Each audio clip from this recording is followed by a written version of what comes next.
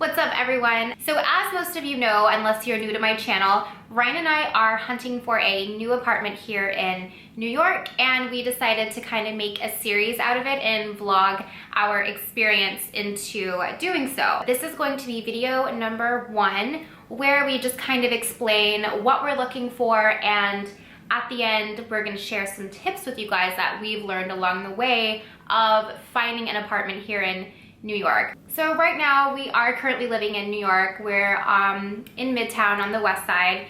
We love it, but our lease is up very soon. And so we're looking for a new place to move into because our apartment right now is just a little bit small. We've kind of grown out of it.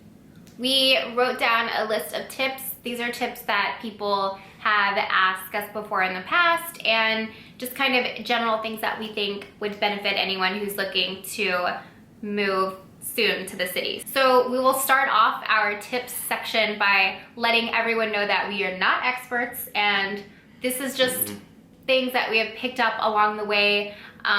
So if you have any suggestions and tips, please put in the comments below. These are just things we've learned along the way, so, you know, and it's totally our opinion. So if you think we're wrong about something, or if we're not going about it the right way, definitely keep that to yourself.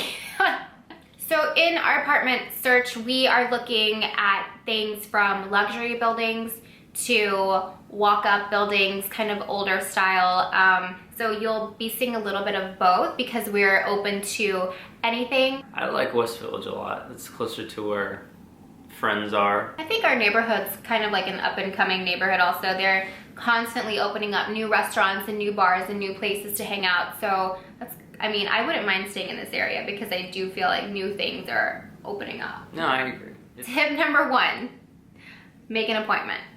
We learned this on our first trip here, our first apartment hunt here. We came prepared. Luckily, we made an appointment with like, I think 14 different buildings and brokers.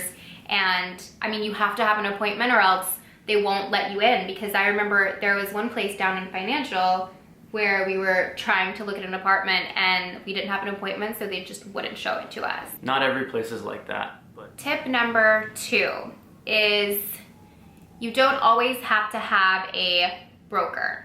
You can either do the no broker route or the broker route. If you do a broker route, it's gonna make your life so much easier, but it's going to be expensive. It will cost you, yes. So we chose the first time around to have no broker because after we found out how much a broker's fee was, I almost had a heart attack, and we did it ourselves and we found a great building. We spent a lot of time though. We had appointments at like 14 buildings, but we literally looked at like 25. Yeah, you have to be willing to put the time and effort in if you aren't gonna use a broker, because a broker basically finds great buildings, they set up the appointments for you. And they can tell you right off if something fits what you're looking for because they've seen it most likely. And they know more, I think. Yeah.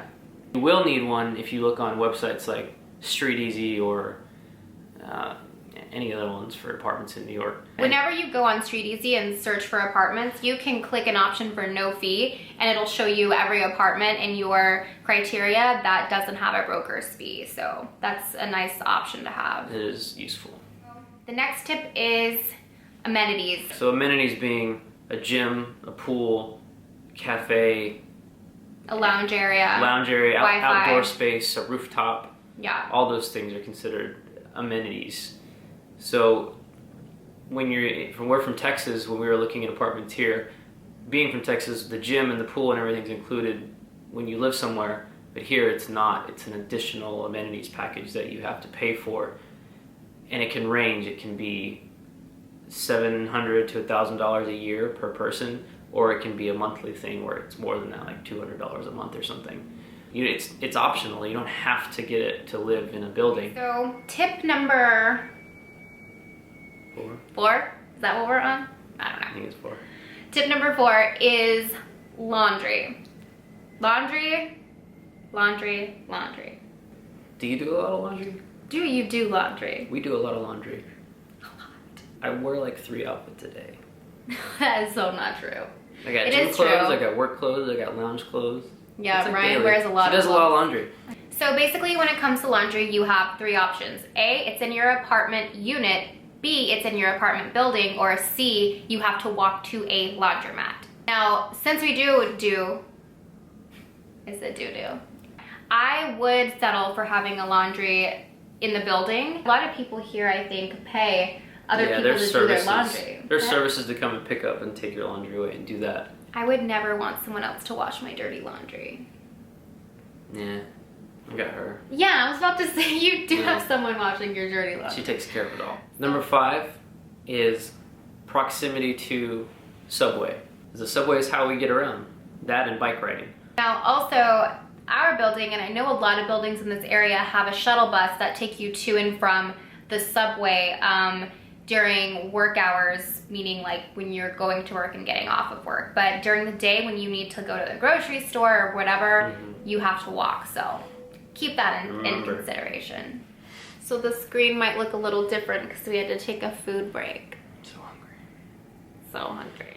Tip number, the number we're on, is storage. Make sure that your new apartment has as much storage as you can get. And if it doesn't, don't bring a lot of crap with you. Nobody will follow that rule. I feel like we did a little bit. We tried to condense, but we still brought too much stuff. Find any little nook and cranny that you can to shove things in. Exactly.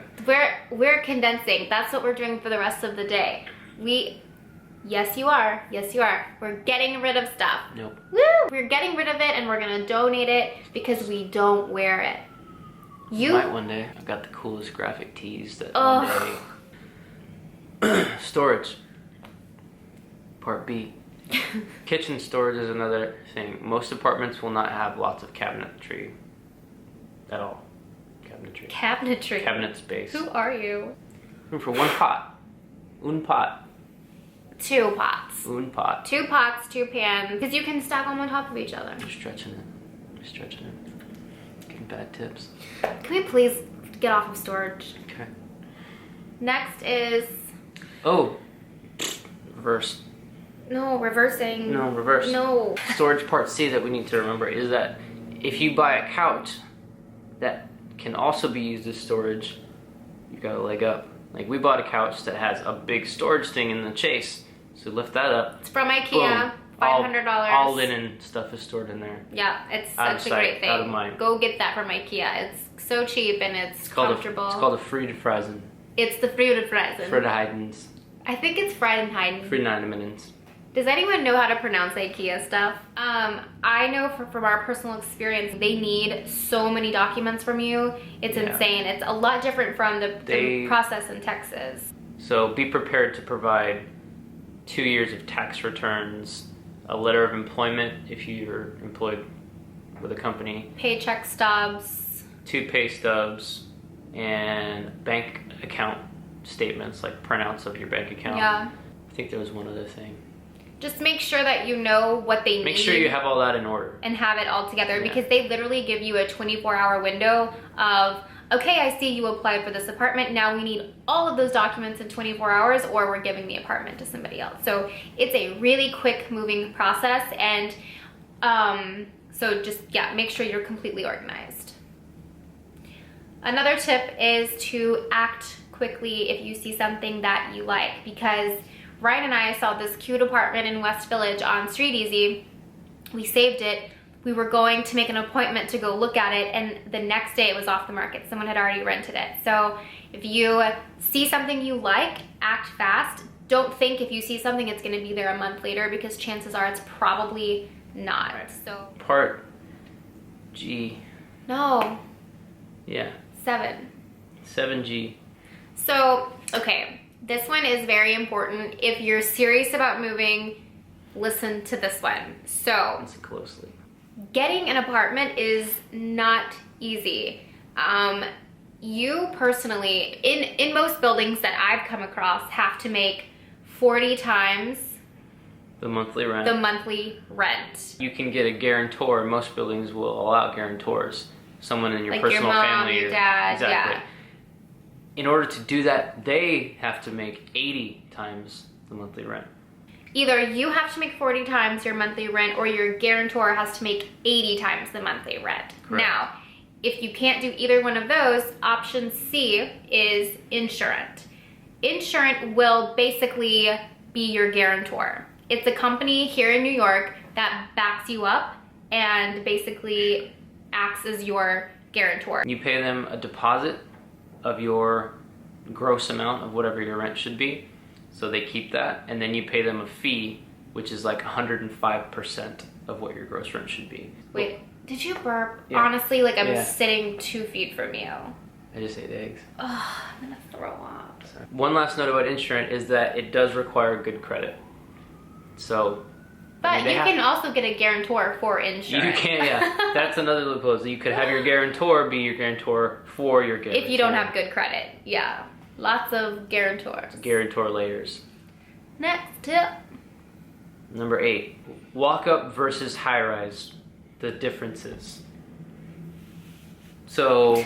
One's a walk up, one's a high rise. No, it's not that simple. He put that on there. It's not that simple. Ow, that actually hurt.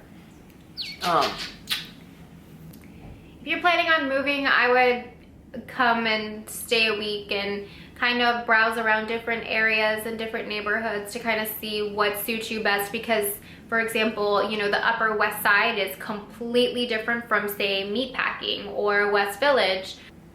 Do that. Mm-hmm. Come for like a week. You need more than a week, but Give us a call. at least a week. We'll be here. Yeah, let's go grab coffee. We hang out. Let's- Bonus tip. Ooh, what? Bonus tip. Where'd this come bonus from? tip number 1, in case I think of number 2 later. Get a City Bike membership.